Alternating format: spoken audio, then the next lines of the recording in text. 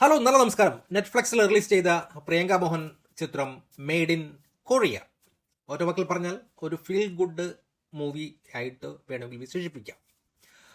ഇതിൻ്റെ കഥ എന്ന് പറയുമ്പോൾ തമിഴ്നാട്ടിലെ ഒരു കുഗ്രാമത്തിൽ താമസിക്കുന്ന സെമ്പ എന്ന് പറയുന്ന പെൺകുട്ടിയുടെ കഥയാണ്. കുട്ടിക്കാലം മുതൽക്ക് കൊറിയൻ സംസ്കാരത്തോട് അല്ലെങ്കിൽ കൊറിയൻ ഡ്രാമകളോടൊക്കെ കടുത്ത ആരാധനയുള്ളവളാണ് അവൾ. ഒരിക്കലെങ്കിലും കൊറിയയിൽ പോകണമെന്നുള്ള അവളുടെ വലിയ സ്വപ്നമാണ്.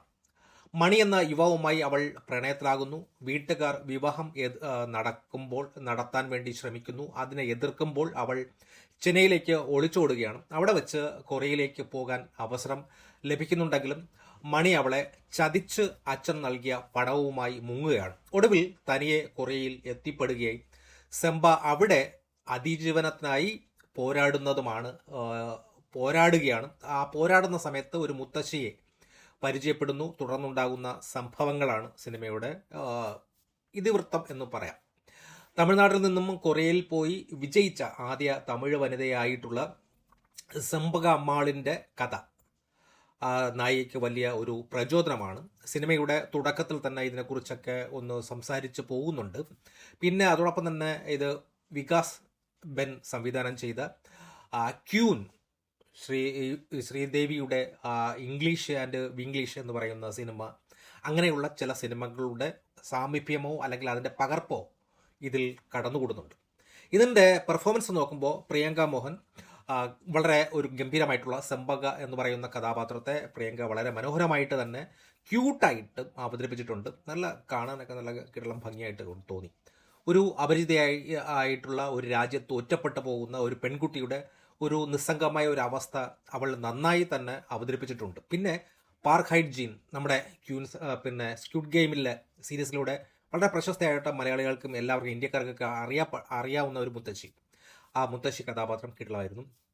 പിന്നെ ഇതിൻ്റെ സംവിധായകൻ എന്ന് പറയുമ്പോൾ റാം കാർത്തിക്കാണ് ഇതിൻ്റെ ചിത്രത്തിൻ്റെ സംവിധായകൻ. ഒരു ഗുഡ് ഫീൽ ഡ്രാമ ഒരുക്കുന്നതിൽ അദ്ദേഹം ഒരു പരിധി വരെ വിജയിച്ചു. തിരക്കഥയുടെ പ്രശ്നമായതുകൊണ്ട് ഉള്ള പ്രശ്നമേ ഉള്ളൂ. അദ്ദേഹം ഗുഡ് ഫീൽ മൂവി തന്നെയാണ് ഇതിലും ഉണ്ടാക്കാൻ ശ്രമിച്ചിട്ടുള്ളത്.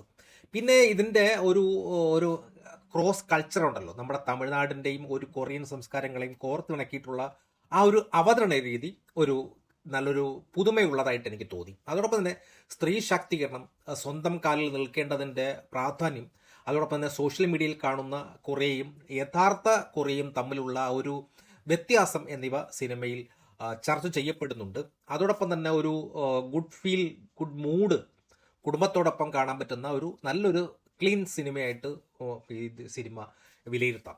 അതോടൊപ്പം തന്നെ ഇതിൻ്റെ കീ മൂവ്മെൻറ്റ്സ് നോക്കുമ്പോൾ നായികയും തനിയെ കൊറിയയിൽ എയർപോർട്ടിൽ ഇറങ്ങുന്നത്, ആ ഒരു വൈകാരികമായിട്ടുള്ള നിമിഷം, ഒറ്റപ്പെടുത്തലിൻ്റെ ഒരു നിമിഷം, അതോടൊപ്പം തന്നെ മുത്തശ്ശിയും നായികയും ചേർന്നുള്ള രഹസ്യമായി ഗ്രാനിങ് കിച്ചൺ എന്ന് പറയുന്ന ആ ഒരു റെസ്റ്റോറൻറ്റ് തുടങ്ങുന്നതും, അവിടെ തമിഴ് വിഭവമായിട്ടുള്ള വെളുത്തുള്ളി ചോറ് ഹിറ്റാക്കുന്നതും, പിന്നെ കഞ്ഞി കുടിക്കുന്ന സീന്, മുത്തശ്ശി നായികയും തമ്മിലുള്ള റെക്കോർഡ് ചെയ്ത അവസാനത്തെ വോയിസ് മെസ്സേജ്, അങ്ങനെ കുറേ നല്ല കീ മൂവ്മെൻറ്റ്സ് ഒക്കെ ഉണ്ട്. പിന്നെ ഇതിൻ്റെ ടെക്നിക്കൽ ഇത് നോക്കുമ്പോൾ ഹോം അബ്ദുൾ വഹാബും അതോടൊപ്പം തന്നെ ധരൺ കുമാറും കൂടിയാണ് ഇതിൻ്റെ ഗാനങ്ങളും ബാക്ക്ഗ്രൗണ്ട് സ്കോറും ഒക്കെ സിനിമയ്ക്ക് വലിയ ഒരു കരുത്ത് നൽകുന്നുണ്ട്. അവരാണ് ഇത് നൽകിയിട്ടുള്ളത്. പിന്നെ ഇതിൻ്റെ ദൃശ്യങ്ങൾ നോക്കുമ്പോൾ കൊറിയയുടെ മനോഹാരിത, അതോടൊപ്പം തന്നെ തമിഴ്നാട്ടിൻ്റെ ഗ്രാമീണ ഭംഗി, അതൊക്കെ കൊറിയയിലെ കുറേ നല്ല സീൻസ് ഉണ്ട്. അത് നല്ല രീതിക്ക് തന്നെ ചിത്രീകരിച്ചിട്ടുണ്ട്. പിന്നെ ഈ സിനിമ ഏകദേശം 1 മണിക്കൂർ 40 മിനിറ്റ് മാത്രമേ ഉള്ളൂ. അതുകൊണ്ട് തന്നെ വളരെ ഫാസ്റ്റായിട്ട് തന്നെ സിനിമ കടന്നു പോകുന്നുണ്ട്. ഇതിൻ്റെ വിമർശനം നോക്കുമ്പോൾ നമ്മുടെ കങ്കണ റാവത്ത് അഭിനയിച്ച ക്യൂൻ എന്ന് പറയുന്ന ആ ഒരു സിനിമയുടെ അതേ പാറ്റേൺ തന്നെയാണ് ഇതിലും പിന്തുടരുന്നത്. കല്യാണം മുടങ്ങുകയും കാമുകൻ ഉപേക്ഷിക്കുകയും ചെയ്യുന്നു. നായിക വിദേശത്തേക്ക് പോകുന്നു. അവിടെ വെച്ച് പുതിയ സുഹൃത്തുക്കളെ കാണുന്നു. ഒടുവിൽ സ്വയം തിരിച്ചറിയുന്നു. ആ ഒരു ഫോർമുല തന്നെയാണ്. ആ ഫോർമുല ഇതിലും അതേ കണക്ക് തന്നെ പിന്തുടർന്നുകൊണ്ട് ഒരു പുതുമയും ഇതിൽ നമുക്ക് കാണാൻ കഴിയുന്നില്ല. അതോടൊപ്പം തന്നെ ഈ സിനിമയുടെ ക്ലീശയായിട്ട് എനിക്ക് തോന്നിയത് സിനിമയിലെ പല രംഗങ്ങളും നമുക്ക് പ്രെഡിക്റ്റബിൾ ആണ്.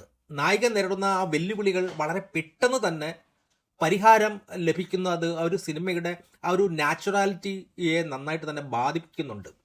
അതോടൊപ്പം തന്നെ ഭാഷയോ പണമോ ഇല്ലാതെ ഒരു വിദേശ രാജ്യത്ത് എത്തുന്ന ഒരു പെൺകുട്ടി എത്ര പെട്ടെന്നാണ് താമസവും ജോലിയും സുഹൃത്തുക്കളും ഒക്കെ ലഭിക്കുന്നത് എന്നത് ഒരു ചോദ്യചിഹ്നമായിട്ട് തന്നെ ഉയർത്താൻ ഞാൻ ശ്രമിക്കുകയാണ്. അത് പെട്ടെന്ന് നടക്കുന്ന ഒരു കാര്യമല്ല. വിദേശത്ത് താമസിക്കുന്നവർക്ക് മനസ്സിലാകും അത്. പ്രത്യേകിച്ച് കൊറിയ പോലുള്ള രാജ്യത്ത് നായിക അനുഭവിക്കുന്ന കഷ്ടപ്പാടുകൾക്ക് വളരെ ആഴം കുറവാണ്. വളരെ പെട്ടെന്ന് തന്നെ എല്ലാ കാര്യങ്ങളും ശുഭകരമായിട്ട് അവസാനിക്കുന്നു. ആ ഒരു സിനിമയുടെ ഒരു ഫെയറി ടെല്ലിംഗ് പോലെ ആക്കുന്ന ഒരു രീതി, ഒരു വിദേശ രാജ്യത്ത് ഒരു റെസ്റ്റോറൻറ്റ് തുടങ്ങുക എന്ന് പറയുന്നത് വളരെ ഇത്ര എളുപ്പമാണോ? അത് ലോജിക്ക് പരമായിട്ട് നമുക്ക് ഒന്ന് അക്സെപ്റ്റ് ചെയ്യാൻ ബുദ്ധിമുട്ടാണ്. സിനിമയിലെ പ്രധാന ഭാഗങ്ങൾ കൊറിയൻ കഥാപാത്രങ്ങളുമായിട്ടുള്ള ആ ഒരു ബന്ധം, അവരുടെ സംഭാഷണങ്ങൾ ഡബ് ചെയ്തിട്ടുള്ളത് എല്ലാം തന്നെ സ്വന്തം അവരുടേതായ ഭാഷയിലാണ്. സബ് ടൈറ്റിലായിരുന്നെങ്കിൽ പണ്ടാരം അടങ്ങിയാണ്. സബ് ടൈറ്റിൽ ഉള്ളതുകൊണ്ട് മാത്രം ചില കാര്യങ്ങൾ ആ ഒരു സബ് ടൈറ്റിൽ വായിച്ചുകൊണ്ടിരിക്കുമ്പോൾ ആ സിനിമയുമായിട്ടുള്ള ഒരു വൈകാരിക ബന്ധമുണ്ടല്ലോ നമുക്ക് നഷ്ടപ്പെട്ടു പോവുകയാണ്. അവരുമായിട്ട് ഇമോഷണലി നമുക്ക് കണക്റ്റ് ആവുന്നില്ല പലയിടത്തും.